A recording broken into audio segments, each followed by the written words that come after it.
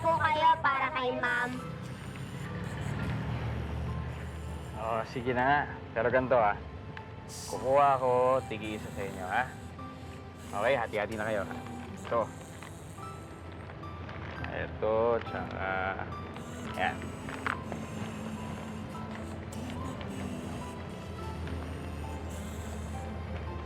Ayan, hati-hati na kayo doon Thank you po, sir.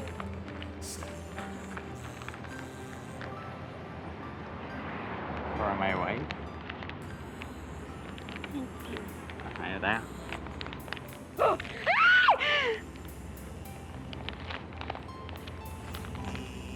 Hoy, anong ginagawa mo dyan? Umalis ka nga, ang baho-baho mo!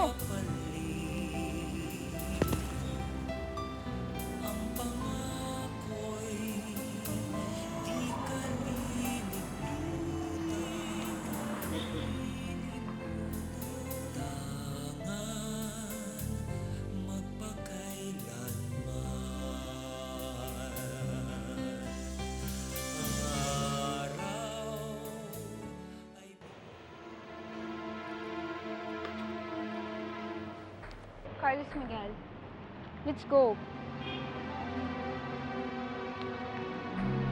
Kawawa naman yan.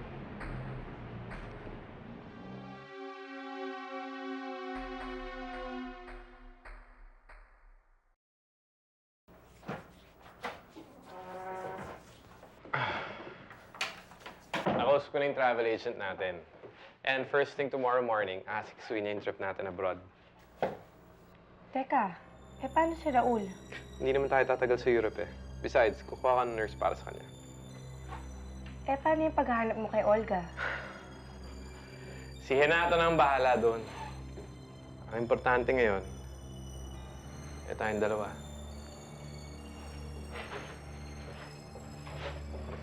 Ikaw, yung gumaling ka. Magka-baby na tayo. Yun na naman ang gusto mo, di ba? Oo, Vladimir. Gustong-gusto ko na magkaanak.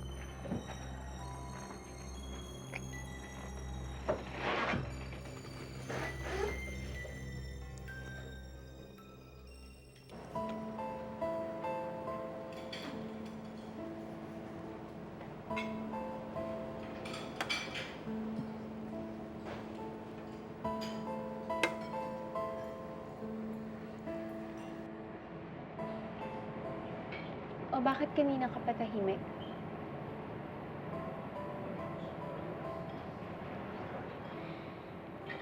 Iniisip ko lang yung yung babaeng sirain mo ka kanina. Hanggang ngayon ba naman, yun pa rin ang iniisip mo? Ayoko na nga isipin yung babaeng yun. Dahil baka mawalan lang ako ng gana. Gusto mo ba yun? Siyempre, hindi. Sige, kalimutan na natin yun. Let's eat.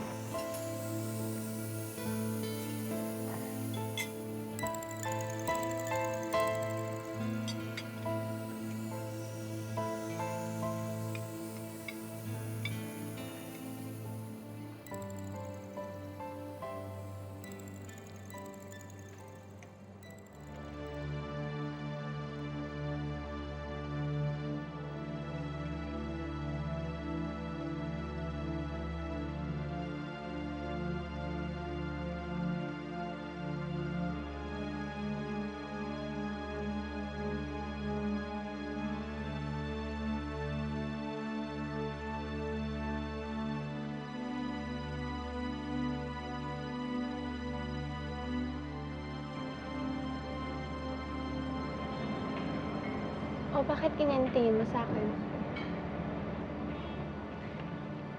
Wala. Para ka lang kasing isang kakilala ko kumain ng pasta Sino? Si Olga. Bakit mo naman naisip si Olga? Siguro na-realize mo na mas gusto mo siyang kasama kaysa sa akin, no? Hindi. Cecilia, huwag ka na magselos. Dahil ni minsan hindi ko naman minahal yung Olga na yun Ikaw lang ang mahal ko.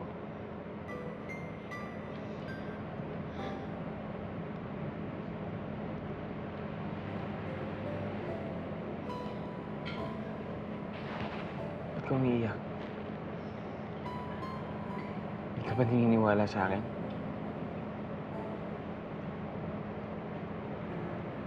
Naniniwala. Kaya nga ako naiiyak eh. Dahil natutuwa ako.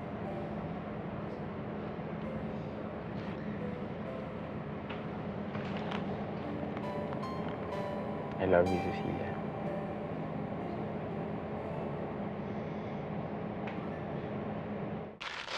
Yan po.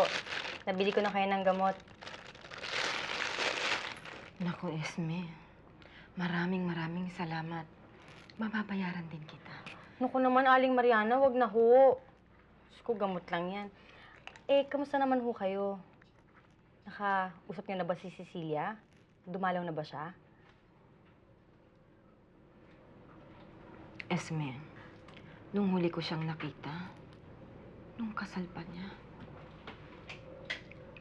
Alam mo naman, hindi ako lumalapit o nagpapakita sa kanya.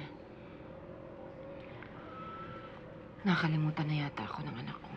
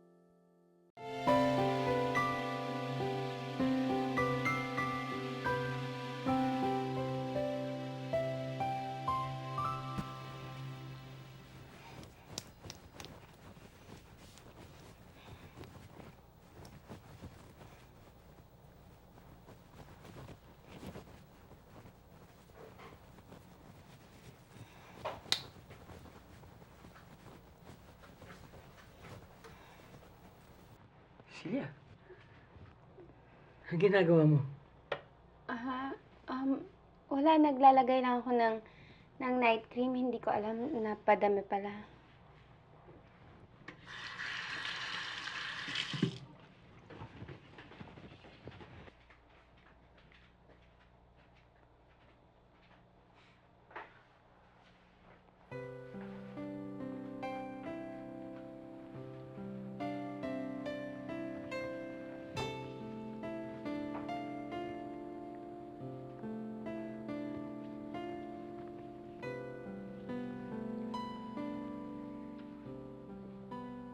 Hindi ko alam na napakarami mo palang mga rituales bago matulog. Siyempre naman, kailangan ko parati magpaganda dahil may asawa na ako. Hindi mo ba gusto yon? Parating maganda at mabango si Cecilia para sa'yo.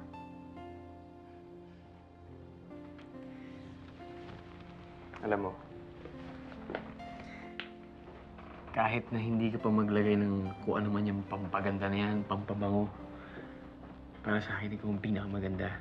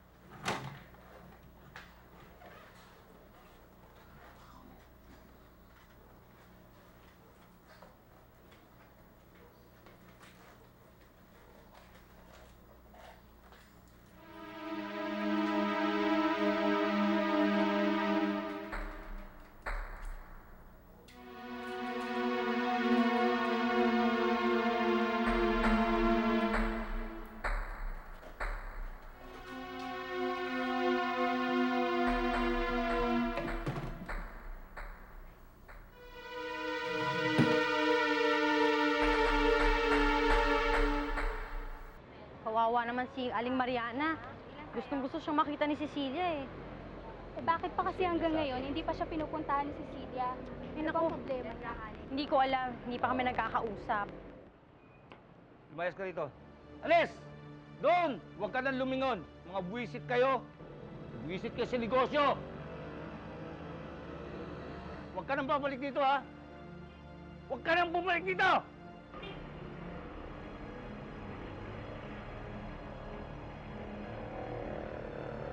Hoy! Uy, Ano bang tinatanga-tanga mo dyan? Halika na, malilate na tayo. kawawa naman yung babae oh. Oo nga, kawawa. Pero hindi mo ba naisip na mas kawawa tayo pag tayo ang na-late? Halika na! Tanghali na! Bakit mo sinabi sa asawa mo na baog ka? Para hindi niya ako ulitin magkaanak. Hindi pa kami pwede magkaanak. Dahil hindi ako nakakasiguradong ako lang ang babae para kay Vladimir. Call me selfish, but mas mabuti ng sigurista. Eh di ba pupunta kayo ng Europe? Ipagagamot ka nun doon. Paano kung malaman niya na hindi ka pala baog? Hindi niya malalaman. Dahil gagawa ko ng paraan na hindi kami matuloy sa iyo.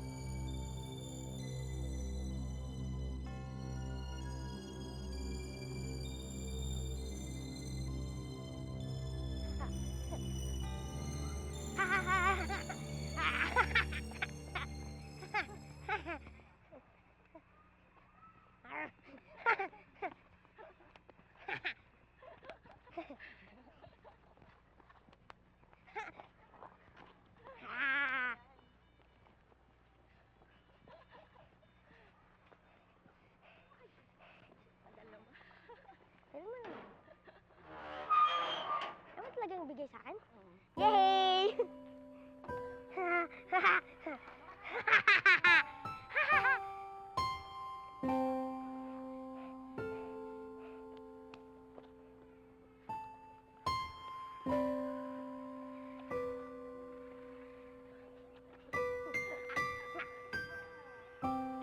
Aha, you can't get it.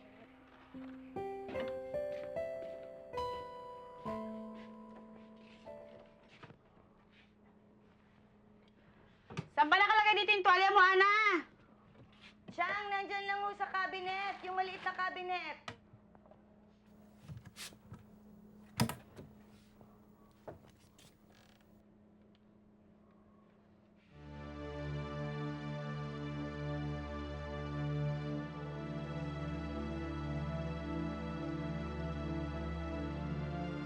Siyang, nakita niyo ba? Andyan lang ah.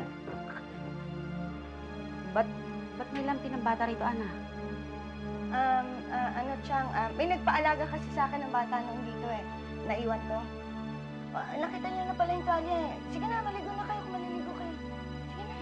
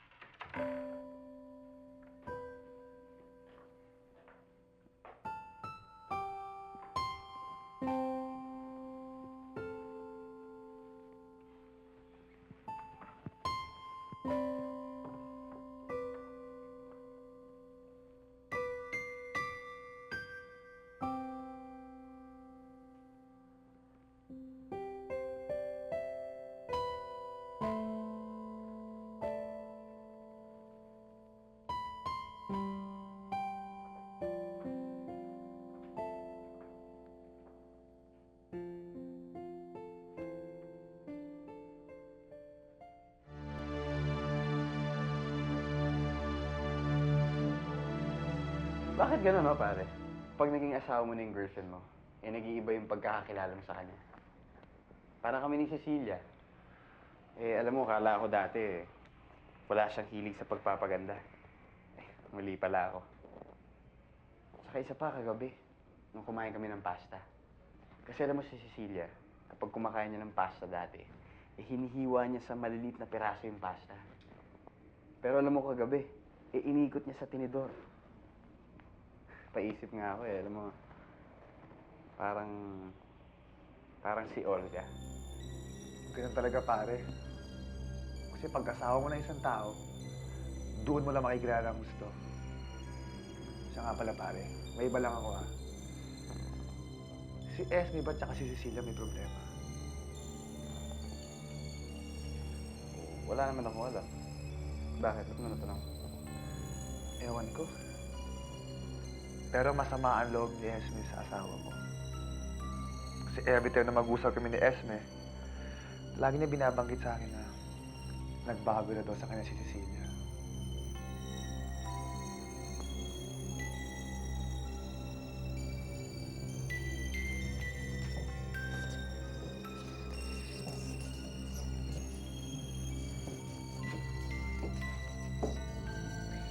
Eh, paano kung sabihin ko sa'yong patay na si Olga?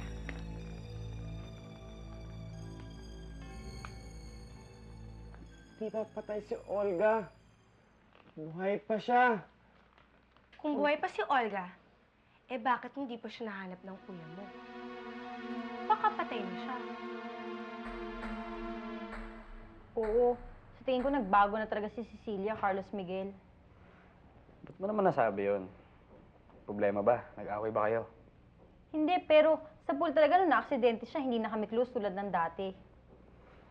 Eh baka naman hindi lang kayo nabibigyan ng chance para makapag-usap. Alam mo, kung gusto niya ako makausap, alam niya kung paano niya gagawin yun. Pero sa bagay, kahit nga pamilya niya, wala siyang panahon eh. Sa akin pa kaya. Ano? Paano nangyari yun? Eh sa katunayan nga binisita niya ang pamilya niya. At doon pa siya natulog. Anong binisita? At doon pa natulog? Eh, kakakausap ko lang kay Aling Mariana. Eh, ang sabi niya sa akin, magmula daw nung dumating kayong galing Amerika, eh, hindi pa sila nagkikita.